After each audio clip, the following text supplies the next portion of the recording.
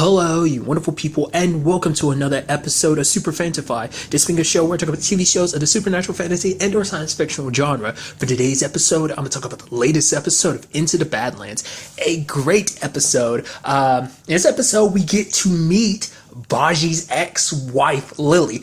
Didn't see that coming. Even what you had Sonny saying, being like, yeah, I didn't even see you as a married type. Didn't say that. He seemed like he's kind of like the bachelor type.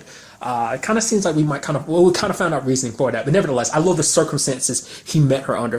It is funny because she calls him out for it because it's like, oh, you ruined everything helping me out and everything. But it seemed like, Lily might be doing some like shady stuff too because the dude called her out for kind of being a cheater. And it's like things probably would have ended badly if Baji had stepped in, trying to be the knight in shining armor. I love part with the fights and everything. It's like, you look at Sonny, he's like, you going to step in any point? Sonny's just kind of like, taking his drink. But I love when it does. I mean, for one, Baji obviously can handle his own anyways, kicking major ass. And even love the fact is that Sonny does step in, but he's like, okay, hang on, Henry. And it's like, you were literally fighting and beating people's asses while also wielding a baby on your back. That's pretty, well, I'd say wielding almost like he's using the baby as a weapon. He's not.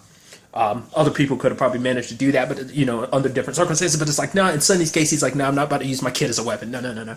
I do love that in they started using all those other things, like Baji's fighting with like a squid or an octopus, and just kind of treating it almost like nunchucks and going like, ugh. I was like, that's so cool. I love stuff like that. I love like non-conventional weapons in fights and stuff like that. It's just the coolest thing ever. So we end up kind of finding out why things kind of got soured between Baji and Lily.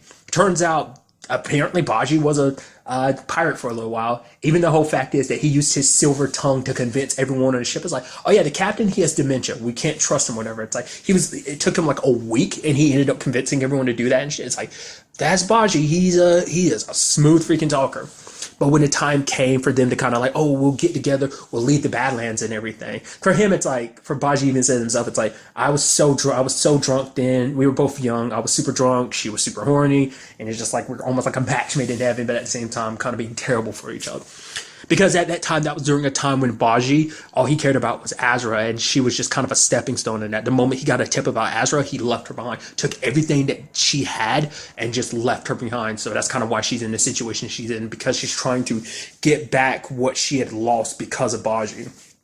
And even though, like, things are complicated, you can tell, like, she does care about him, because, like, him, like, almost trying to make a move on her pissed her off, because there is a part of her that was kind of feeling it too. Like, it made her feel good to kind of pick up right where things left off. But it's just also, Baji's coming from the angle of like, yeah, the fact of the matter is he spent so much time chasing after a dream that for him it meant nothing. Because for him, now we get even more context to it. Like, all that he sacrificed for Azra, and what did it leave him with? Nothing. He sacrificed a woman that loved him and a woman that he loved. I mean, we never really never comes up about any other situation. So, like, for us, this might be like one of the only relationships he's ever really been in. So it is sad that things kind of played out the way they did. I'm not too surprised that the whole betrayal came, because I kept getting an inkling for that the entire time.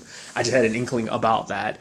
She did kind of nail things about Baji immediately, because she's like, oh, you're sorry for me. He's like, you should want to watch out, Sonny, because, oh yeah, Baji will basically ruin your life. It's like, well, Sonny himself has come across, and others have come across, Baji's deceitfulness. But in the end, yeah, he's been deceitful about things, but in the long run, he kind of comes through. So it balances itself out. But the River King shows up, which I shouldn't have been surprised, because she did mention, like, oh, like, she's able to go through the River King's routes because they split stuff. Like, whatever she gets, he gets a piece of. I'm like, in that point in my mind, I was like, that probably would come up again, wouldn't it? And of course it would. It's like, it would make sense that he would, like, I mean, also, I was like, oh yeah, let's not forget both of them are wanted too, so there's that. Besides, the River King has a special attachment to Sonny too, so that adds just extra layers on top of it, which is like, and I was like, right, Sonny would be super pissed at you, because for one, you sold him off, and it's because you sold him off, Vel ended up in the situation she did with Henry, and it's like, he basically helped things play out the way it did, which ultimately led to Vel dying. Like, he lost his family twice because of him. First, because it's like, you took me away. Two, because you took me away, that led things playing out the way he did, where the woman I loved died, the mother of my child died. So it's like, obviously you'd be super pissed at him. But I love the whole brawl on top of the boat and everything. him like stabbing that dude through their throat and then using him as a shield. I was like, that's pretty freaking brutal. It's like, ugh. Was that Sonny or Baji that cut up? I think it was one of them cut off that dude's head and the blood splattered on the glass that Lily was looking through. She's like, ugh. I was like, man, that was pretty damn brutal. There was a part of me that was wondering, his power doesn't kick in or anything, but there's part of me that's like, you don't think none of this is going to be, I mean, obviously, because a lot of his memories, I'll kind of break down in that to a little bit more in a little bit, but the fact is that his memories are a little unlodged because of all that Ankara has done, so he's remembering stuff that he didn't know he forgot, which immediately makes me think eventually a lot of it seems like it's tailored to him as a child, but because the fact of the matter is, like, I'm sure Sonny hasn't forgotten that he's killed MK's mom. It's actually kind of interesting because when he was under that thing last season, when one of the abbots like put him under that like near death thing, I guarantee you obviously you wouldn't know it at the time. I wonder did they do something like that? They probably didn't, because it probably wasn't till this season that they had it figured out that like Sonny was the one that actually killed MK's mom. I don't know. It'd be kind of interesting because remember all those ghosts of all the people he killed?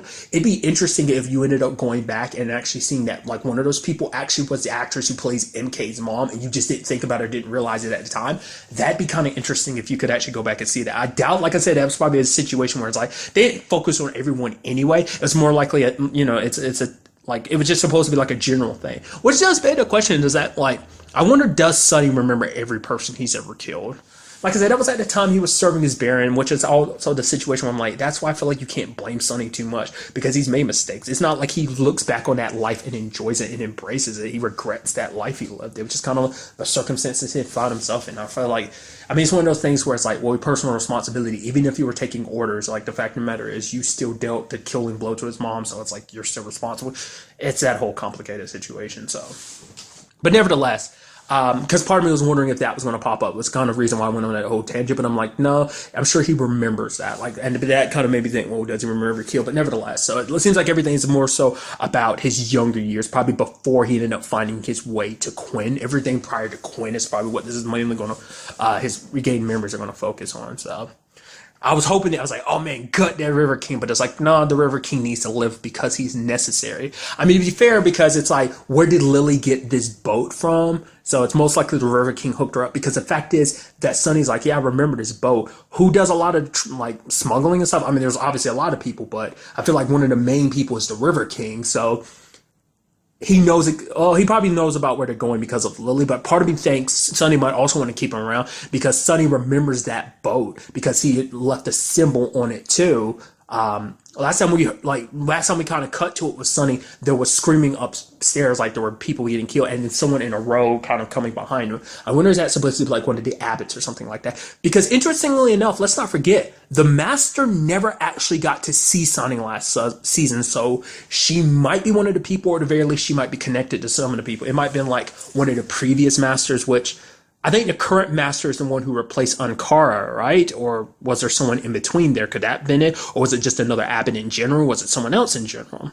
That's, like I said, by the time we see Sonny in that situation, he's on that boat, so we still don't know anything about his biological parents either with that whole avenue. But nevertheless, I'm assuming that the River King is most likely probably going to have answers to Sonny's past too, but him being in the position he's in, going to try and take advantage of the situation to make sure that he stays alive, he's probably going to keep being like, oh, I know stuff, when maybe he does, but in actuality, maybe he doesn't, whatever he can to stay alive. Also looks like we can possibly trust Lily again. It's kind of a shame because even Baji was kind of like, yeah, she's a good soul. He's like, yeah, if there's anything, I shouldn't be trusted just because he knows who he was then, who he kind of is now. But it's like, in his mind, it's like, no, Lily's a good person. The only reason why she's trying to screw them over is just because of she's in tough circumstances, which Baji kind of helped her put her in that position to a certain degree because all the debt she owes and stuff like that. So in terms of that complicated situation. So it's definitely going to be interesting going forward with this little ragtag group. Obviously, one of them is a prisoner. And like I said, things are going to be a little awkward between Baji and Sonny and Lily. So that's definitely going to be interesting going forward. On the other side of things, we have Minerva. That whole trying to talk the caster situation I thought was kind of interesting.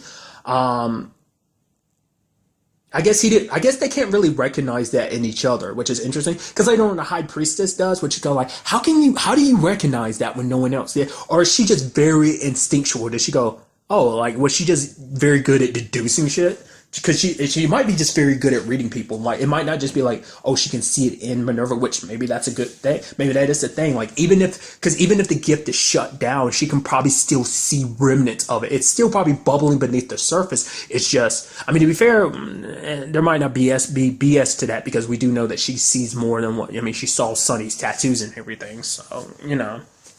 But it's like I said, dark ones can't recognize each other because Gaster didn't realize. It's like, oh, she's like, you talk about like you understand this. It's also interesting, like the folklore behind Pilgrim. It's like, oh, I've seen him bring just down so much and bring so many armies with just his words and stuff like that. But it's like, huh.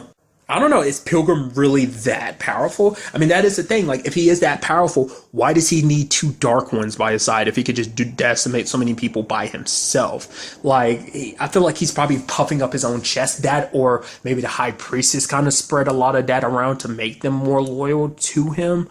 Or that maybe just in Castor's eye he's that powerful. I don't know. But rather than just killing him or whatever, Minerva uses him as a ploy to like, hey, I'll return him to you in exchange, like, we will be good. I wasn't expecting. I was like, is he strapped with a bomb or something? Like, why are you just getting... It's like, oh, I guess because Minerva, like, you know, skipping ahead a little bit, but I guess Minerva knew things would kind of play out the way they did. It is interesting that Tilda is working with her, though Tilda's like, yo, you're not my mom, you're not my regent. Like, we are working together in this situation for this child situation, so...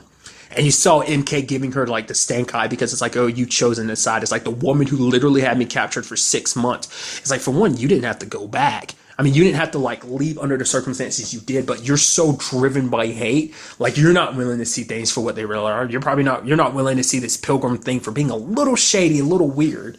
I mean, you're siding with a dude that manipulated a situation that led to like innocent people, you know, being captured, and it's like, oh, he's like, oh, this isn't for them. It's like, I think that's a little. Weren't there people killed? Like maybe those were attacking people, but like there were people that Chow and Castor killed last episode. So weren't those innocent people? Maybe there were people that were part of Minerva's group that were fighting back. So maybe they're the offensive people that died. I don't know. It just seemed interesting. Even the captured refugees was like, oh yeah, like we'll help you and stuff like that because they got inspired by what Pilgrim was saying. I don't know. Like there's shadiness to this whole situation. So. But Minerva, it seems like her plan is, hey, this way Pilgrim won't be 100% an ally to Chow, and at least get him and his group out of the way long enough. We can finish this whole situation with Chow, and then when we do, like, it's like, yeah, they underestimate us. They think we're a group that they can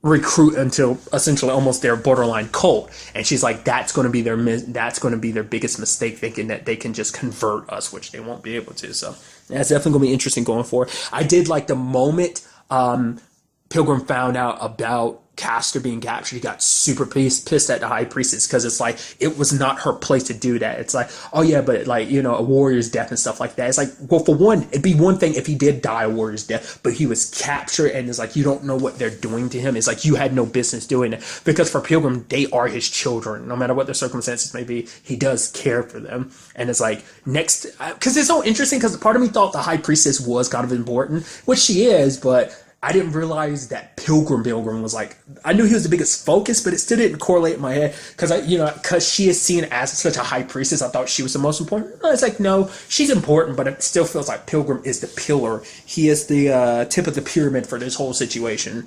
I borderline named the foundation as well to it. So it's just kind of interesting for him being like, if the thing he can't stand most is disloyalty. It's like, if death is to come, sure, he will welcome it with open arms to die a warrior's death or whatever. Even his own son die a warrior's death, but he won't be like, those circumstances be brought about by manipulation. It's like, you say that these things needed to be done, but it's like, you went behind his back to do it. It's like, yes, it might have been hard for him to do. I mean, in the end, he still did it, and he needed to do what was done anyway, because he ended up killing Castor, sadly, just because Castor was kind of, because in the state that he's in, he almost became like a wild dog, partially because of what Minerva said, but just because of his own circumstances. He was already being replaced by MK. He saw it when did we know her name, don't we? I think we do, and I just blanked on it. But the other dark one, when she grabbed onto MK's hand, it really sank in. Like almost made him feel like he had no place here. And I guess also it's like, yeah, you're almost like a rabid dog, so I want to take you out before you completely lose faith. And it's like, and out of anyone, he felt like I had to be the one to put you down because I love you. You are like a son to me, and you've done so much for our cause. I have to let you rest now, finally. So. And he ultimately ends up killing Gasser, which is sad.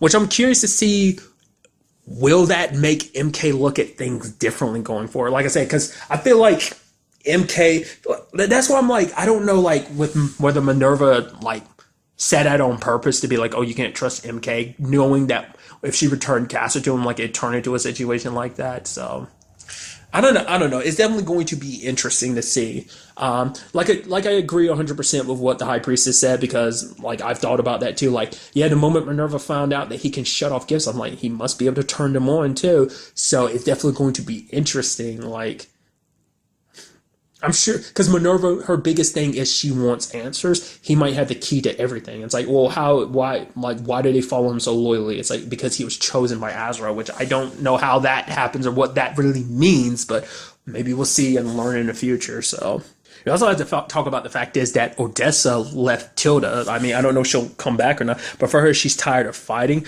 but she's upset because it's like, Tilda it's like you're choosing, yes, you have a good cause and everything, you want to help the refugees and everything, but you choose them above me. So I don't know, maybe when she comes back, Odessa won't be there. It's a complicated situation. So I mean, the only reason why she ever joined Minerva in the first place, joined the Butterflies and stuff like that, was because of Tilda, what Tilda did for her last season and stuff, killing those Clippers that were a part of the whole situation. So it's a complicated situation, so I'm curious to see what that ends up turning into. Because it kind of sucks, because like it kind of leaves Tilda all alone. Like, who does she really have? She doesn't have MK. That's a complicated situation. Might not have Odessa. That's a complicated situation. Doesn't have her mom Minerva, because that's a super complicated situation. So all her relationships right now are super complicated. So, and it sucks because it's like she probably feels the most alone here. There's probably some elements that are going to go forward with the whole, she's trying to keep everything like simply allies and allies with her mom, with Minerva, but I'm sure there's going to be some aspects of like, this woman still raised me and treated me like her daughter, as my mom and everything. So that's going to be complicated all on its own. So, but it is that situation of like Tilda, to protect these people, because that's what she wants to do. She wants to protect all the refugees, and like she knows the only way she could do that is if she gets the widow's help, and the only way she could do that is by being an ally and stuff, which Minerva would want that anyway. I mean, she would want any excuse to have Tilda back on her side. So it is that situation where it's like, it is interesting, like the Pilgrim says, it's like, oh, how can I side with someone who wants power, and someone that longs for power, as obviously my enemy, but then Minerva kind of being like, oh yeah, you asking me to humble myself before any man? I'll let you guess how long, like basically what her answer would be. It's like Minerva kind of bows down to no one, especially after last season. It's kind of like, oh, well, playing other people's game, like that was kind of the wrong thing. I'm going to be me. Once again, that's the whole situation too. The ultimate question, like, where does Minerva stand when this is all said and done? Is this all about power for her? Does she really plan on destroying and reinventing the system that's existed in the Badlands for a very long time? Like the structure, like once Chow is done for? Because for her, when she kills Chow, she will take Chow's army and take on the Pilgrim and stuff like that, wipe them out, because he is, even if he might, because he's shown himself to already be an enemy, because the fact of the matter is, the moment he got a chance, like Minerva was like, I'm not your enemy. What did you do? You went to Chow and made me your enemy. So it's like, yeah, he can't be trusted as an ally. So eventually he's going to turn into a problem, because as I do whatever you want to, just don't get in my way. But obviously he's going to become a problem. So Minerva is going to need the army she needs to kind of make that happen. It's going to be interesting to see what happens when it is all said and done. Will there be people who are willing to stay with her, considering because a lot of people are suffering because of this war? So would they be, they'll be all for like Minerva winning and stuff, sure, but will people still want to serve her after it's all said? I don't know. We'll see in the long run. I'm very fascinated to see where the next episode takes us with all of this. But really, that's all I want to talk about in this episode. Till the next time we meet, be happy, be safe, live life to the fullest, and enjoy it. Good day and goodbye.